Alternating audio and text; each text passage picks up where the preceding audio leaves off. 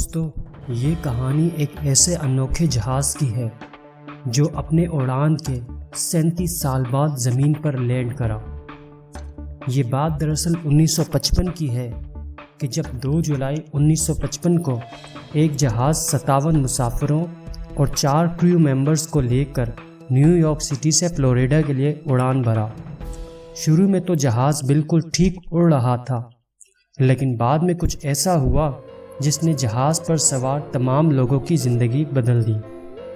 بغیر کمیونیکیشن اور وارننگ کے یہ جہاز، جس کا نام پین امریکن فلائٹ 914 تھا، اچانک ریڈار سے غائب ہو گیا اور نیو یارک سٹی کے کنٹرول ٹاور سے کوئی بھی پھر اس جہاز سے رابطہ نہ کر سکا، مانو جیسے کوئی جہاز تھا ہی نہیں۔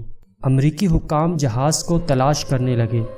ان کو لگا کہ جہاز میں فنی خرابی کی وجہ سے کریش کر گیا ہے۔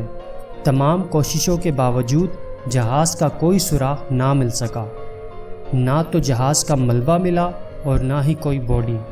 مہینوں کی تلاش کے بعد حکام اس نتیجے پر پہنچے کہ جہاز گہرے سمندر میں کریش کر گیا ہے، جس نے اپنے پیچھے کوئی ثبوت نہیں چھوڑا۔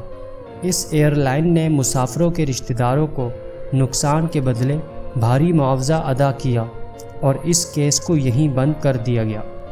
پھر اچانک 37 سال بعد کچھ ایسا ہوا جس نے پوری دنیا کو حیران کر دیا۔ 21 مئی 1992 کو وینزویلا میں واقع کیراکس کے ایئرپورٹ کا سٹاف ڈیوٹی کر رہا تھا کہ اچانک انہوں نے ایک جہاز کو آتے ہوئے دیکھا، لیکن حیرت انگیز طور پر یہ جہاز ریڈار پر دکھائی نہیں دے رہا تھا۔ ایئر ٹریفک کنٹرولر کے ایک ممبر نے کہا، ہم جہاز کو آتے ہوئے دیکھ سکتے ہیں پر یہ ریڈار پر نہیں دکھ رہا۔ ایک اور ممبر جس کا نام ڈیلی کوٹے تھا، اس نے اس مسٹیریس جہاز سے سگنل ریسیو کیا۔ جہاز کے پائلٹ نے ڈیلی کوٹے سے کہا، ہم کہاں ہیں اور یہ سب کیا ہو رہا ہے؟ اس نے مزید بتایا کہ میں پین امریکن فلائٹ 914 کا پائلٹ ہوں جو 57 مسافروں اور 4 کریو ممبر کو لے کر نیو یارک سٹی سے میامی جا رہا ہے۔ اس اناؤنسمنٹ نے کنٹرولر میں موجود ہر ایک کو حیران کر دیا اور جیسے تیسے ان سب لوگوں نے حالات پر قابو پایا۔ ڈیلی کوٹے نے پھر پائلٹ سے سوالات پوچھنا شروع کیے۔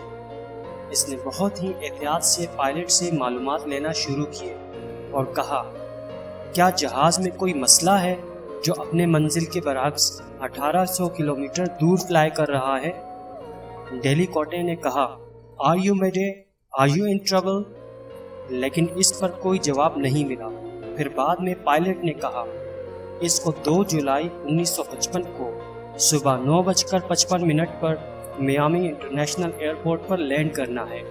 ڈیلی کوٹے نے بہت احتیاط کے ساتھ پائلٹ کو خبر دی کہ یہ کیراکس انٹرنیشنل ایئرپورٹ ہے اور آج 21 مئی 1992 ہے۔ پائلٹ یہ سن کر رونے لگا اور کہا، او مائی گاڈ، اور پھر تیز سانسیں لینے لگا۔ ڈیلی کوٹے نے پھر پائلٹ کو کہا، پرسکون ہو جائیں، ہم نے آپ کی مدد کے لیے گراؤنڈ پر کریو ممبرز بھیج دیے ہیں۔ جہاز لینڈ کرنے کے لیے تیار ہوا۔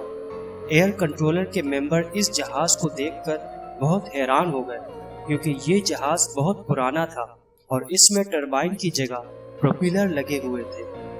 گراؤنڈ کریو نے جہاز کو لینڈ کرنے کے لیے ہدایات دیں۔ سیکیورٹی گارڈ بھی مسافروں کی مدد کے لیے تیار کھڑے تھے۔ جیسے ہی یہ سارے لوگ جہاز کے قریب پہنچے تو جہاز کے پائلٹ نے چیخنا شروع کیا اور کسی کو بھی اپنے قریب آنے سے منع کیا۔ ایئر ٹریفک کنٹرولر نے ریڈیو پر پائلٹ کو بولتے ہوئے سنا، ہمارے قریب مت آنا، ہم ٹیک آف کر رہے ہیں، اور پائلٹ نے جہاز کو پھر اڑا دیا۔ جہاز کے اڑنے کے بعد 3 اور جہازوں نے فلائٹ 914 کا پیچھا کیا، لیکن ان کے پہنچنے سے پہلے یہ جہاز پھر غائب ہو گیا۔ جہاز کو دوبارہ ریڈار پر نہیں دیکھا گیا۔ جہاز کے دوبارہ آنے سے کئی سوالات پیدا ہو گئے، جیسے کہ نمبر 1، کیسے یہ جہاز اس حالت میں یہاں پہنچا؟ نمبر 2، 37 سال سے یہ جہاز کہاں تھا؟ اس سٹوری کو کئی اخبارات اور میگزین نے شائع کیا ہے۔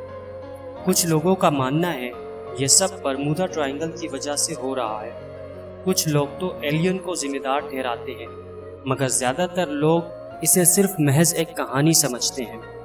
یہ کہانی ایک میگزین جس کا نام ورلڈ ویکلی میگزین ہے نے 3 بار شائع کی، اور اس کہانی کی تاریخ اور ٹائم الگ الگ ہوتی تھی۔ جو چیز کامن تھی وہ یہ کہ ڈیلی کوٹے کا نام تینوں جگہ سیم تھا۔